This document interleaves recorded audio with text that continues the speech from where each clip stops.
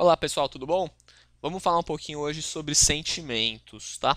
Sentimentos é uma questão, na verdade é um tópico que nem precisaria necessariamente de uma videoaula explicando como você fala sobre sentimentos ou como os sentimentos são demonstrados nas frases, né? Mas a gente poderia simplesmente fazer uma aula de vocabulário mostrando sentimentos e alguns exemplos, mas é legal falar um pouquinho deles, por quê? Ah, Geralmente, alguns sentimentos, quando a gente está falando em português, a gente usa certas preposições ou a gente coloca de certas formas que são diferentes no inglês, tá? Então, vamos usar alguns exemplos aqui só para dar uma visão mais abrangente, apresentar um pouco de vocabulário também, para ver se a gente deixa mais clara essa ideia, tá?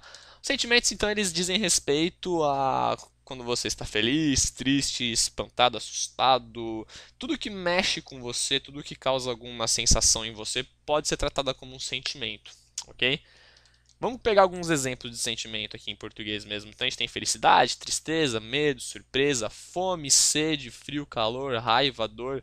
A gente pode colocar muitos outros aí também que existem, né? Mas os mais, acho que o que a gente vê mais realmente no dia a dia, o que todos nós vivemos, sentimos, né? Fome, sede, com certeza, calor, no verão principalmente, e frio também, tá? Então, vamos ver como eles ficariam em inglês, colocando alguns exemplos. Então, I am happy, I am sad, he is afraid of, she's surprised, they are hungry, we are thirsty, I am cold, I am hot, I am nervous, I am in a pain. Ok? Então são exemplos aqui mais desses sentimentos mais comuns, ok? Vocês podem perceber que alguns deles eles precisam de preposição no final, como por exemplo medo, he's afraid of, então ele tem medo de alguma coisa. Agora interessante, pegando essa tradução mesmo, ó, ele tem medo de. Se você parar para pensar, o verbo ter, ele tem em inglês é o to have, certo? Porém, se você observar em todos esses exemplos aqui, em nenhum deles eu estou usando o verbo to have. Eu tenho fome, ou eu estou com fome, né? Eu não vou usar o have. Por quê? O have é utilizado para posse. Então, objetos, contas, dinheiro, você vai usar o verbo to have, amigos também. Você vai usar o verbo to have para essas situações, ok? Quando alguma coisa diz respeito a você, a um sentimento, alguma sensação que você tem, você geralmente usa o verbo to be, que a gente pode observar em todas essas frases aqui, ok? Então, I am happy, I am sad, I am afraid of, eu tenho medo de. Okay? Então, essa é a principal diferença do português para o inglês no que diz respeito a sentimentos. Tá? Outra coisa também, por exemplo, I am cold, I am hot, nem sempre você vai chegar e falar, putz, eu tô com frio. Você pode simplesmente estar batendo os dentes, rangendo os dentes e falar, nossa, tá frio hoje, né? Que é nada mais, nada menos que essa observação em roxo aqui. It's cold e it's hot. Tá frio, está quente. Ok? Então são as duas diferenças. Tá? O que acontece também? O exemplo da dor aqui, I am in a pain. Eu estou com dor. Tá? In a pain é uma expressão um pouco forte, porque mostra que realmente você está com muita dor, tá? Vamos colocar um exemplo. Faz de conta que você tem dor de cabeça. Então você pode simplesmente falar I have a headache. Ok? Então essa dor de cabeça é sua. Quer você queira ou não, acho que você não quer, né? E você pode observar que eu estou usando o verbo have aqui. Por quê?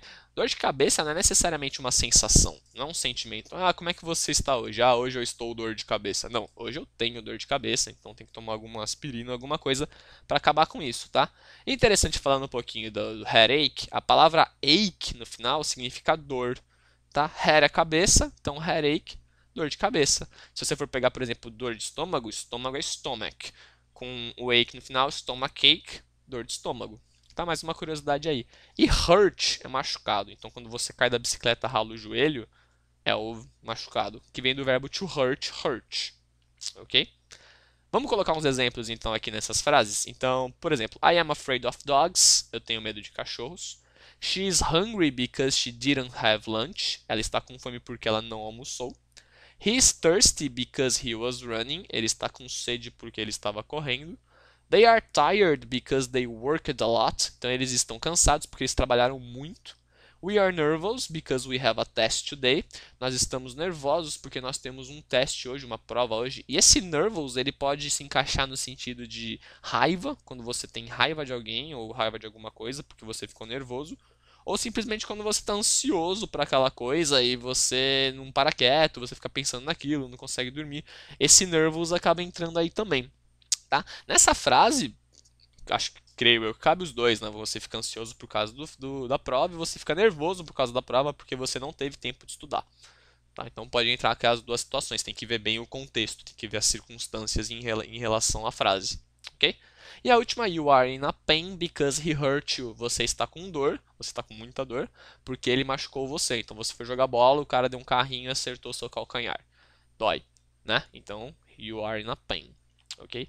Pessoal, isso aqui foi mais para mostrar um pouquinho de vocabulário de sentimentos, um pouquinho de como eles funcionam e apontar, na verdade, várias curiosidades em relação a isso, tá? Às vezes a gente acaba até treinando, acaba mecanizando o processo e não se dá conta dessas diferenças aí. Então é interessante ver um pouquinho, já que a gente está falando bastante de estruturação de frases e estruturação de ideias, como é que eles funcionam, ok?